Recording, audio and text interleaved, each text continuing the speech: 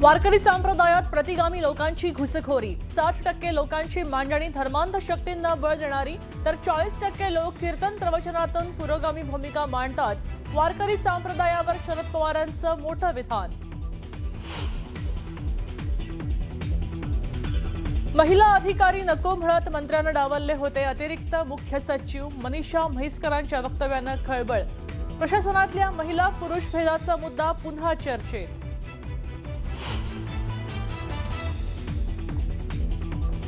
अंबरनाथमध्ये दुचाकी स्वारानं विद्यार्थ्याला नेलं, फरफटत संपूर्ण घटना सीसीटीव्हीमध्ये कैद.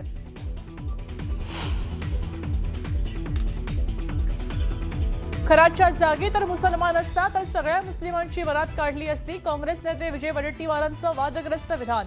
वडेट्टीवारांच्या वक्तव्यानं वादाला तोंड फुटण्याची शक्यता. भोंदू खरात प्रकरणी अधिवेशनात काँग्रेसचा एकही नेता न बोलता नाही, तर काँग्रेस काय बोलताय त्याला महत्व नाही. पडळकरांचा काँग्रेसवर हल्ला बोल. एसआयटी चौकशीमध्ये भोंदू खरातकडनं फसवणूक केल्याची कबुली, तर माझं मरण इथेच आहे. खरातची चौकशी दरम्यान प्रतिक्रिया.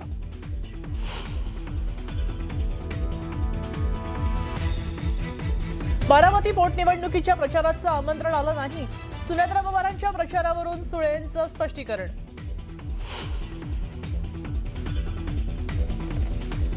राज्यात नांदेड, बीड आणि हिंगोलीला 4.7 रिश्टर स्केलच्या भूकंपाचे धक्के. भूकंपाच्या धक्क्यानं नागरिकांमध्ये भीतीचं वातावरण. आणि धाराशिवमध्ये गॅस एजन्सी बाहेर नागरिकांचा गोंधळ. गॅस मिळत नसल्यानं नागरिक संतप्त. गॅस एजन्सी चालक आणि नागरिकांमध्ये जोरदार बाचाबाची.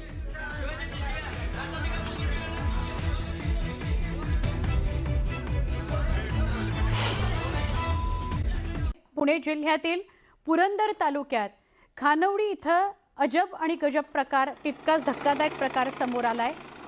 मंत्री छगन भुजबळांचं हेलिकॉप्टर पार्किंगमध्ये उतरलंय. तुम्ही बरोबर ऐकताय, मंत्री छगन भुजबळ यांचं हेलिकॉप्टर कार पार्किंगमध्ये उतरवण्यात आलंय. साधारणपणे हेलिकॉप्टर उतरवण्याकरता विशेष असं हेलिपॅड तयार केलं जातं, पण इथल्या एका पायलटनं हेलिपॅड सोडून चक्क कार पार्किंगमध्येच हेलिकॉप्टर उतरवलं, अशी धक्कादायक घटना घडली आहे. आणि या हेलिकॉप्टरमध्ये मंत्री छगन भुजबळ होते. अत्यंत महत्त्वाची ही बातमी आहे. लँडिंगच्या वेळी पायलटने हेलिपॅडच्या ठिकाणी हेलिकॉप्टर न उतरवता कार पार्किंगच्या ठिकाणी हेलिकॉप्टर उतरवलेलं आहे. त्याचा व्हिडिओ समोर आलाय. मंत्री छगन भुजबळ त्यात बसलेले होते.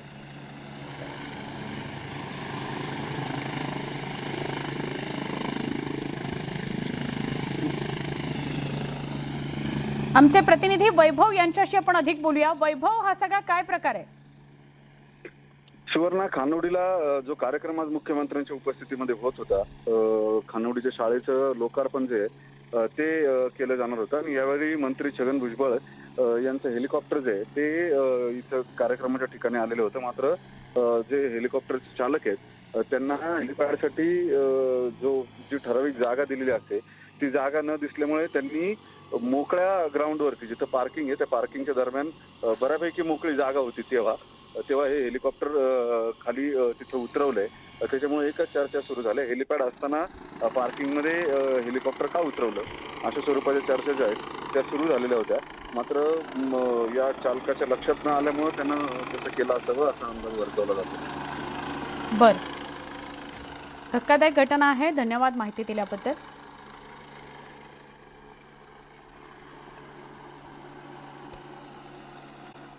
सोलापुरात आरटीई शिक्षणाचा बोजवारा उडाल्याचं पाहायला मिळतंय. शासन नियमानुसार 25% विद्यार्थ्यांना मोफत प्रवेश देऊन शासनाकडून विद्यार्थ्यांच्या नावे लाखो रुपयांचं अनुदान लाटण्याचं काम सोलापूर जिल्ह्यात सुरू आहे. विद्यार्थ्यांच्या नावावर कोट्यवधी रुपयांची अनुदान शैक्षणिक संस्था घेतात. गेल्या 8 महिन्यांपासून सोलापूर जिल्हा परिषद अंतर्गत येणाऱ्या शाळांबाबत पत्रव्यवहार करूनही जिल्हा शिक्षण अधिकारी, मुख्य कार्यकारी अधिकारी दुर्लक्ष करतायत.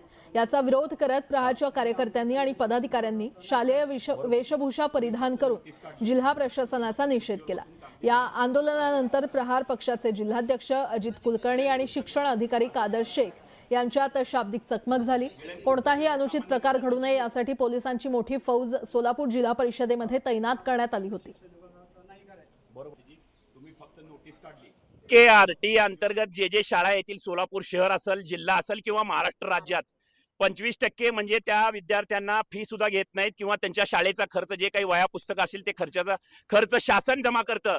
पण असे अनेक बहादर शाळा प्रशासन आणि शिक्षण अधिकारी हे दोघं संगनमताने 17,000 17,500 जे काही शासनाचे मानधन मिळतं ते सुद्धा गडप करतात आणि विद्यार्थ्यांच्या म्हणजे जे काही पालक असतील शाळांचे त्यांच्याकडून पण मिळालेली जी काही फी आहे ती सुद्धा गडप करण्याचा प्रयत्न या शाळा प्रशासन, जिल्हा परिषदचे शिक्षण अधिकारी आणि सगळं हे काही मोठं रॅकेट जे आहे ते शाळा प्रशासन आणि शिक्षण अधिकाऱ्यांपर्यंत, शिक्षण मंत्र्यापर्यंत आहे।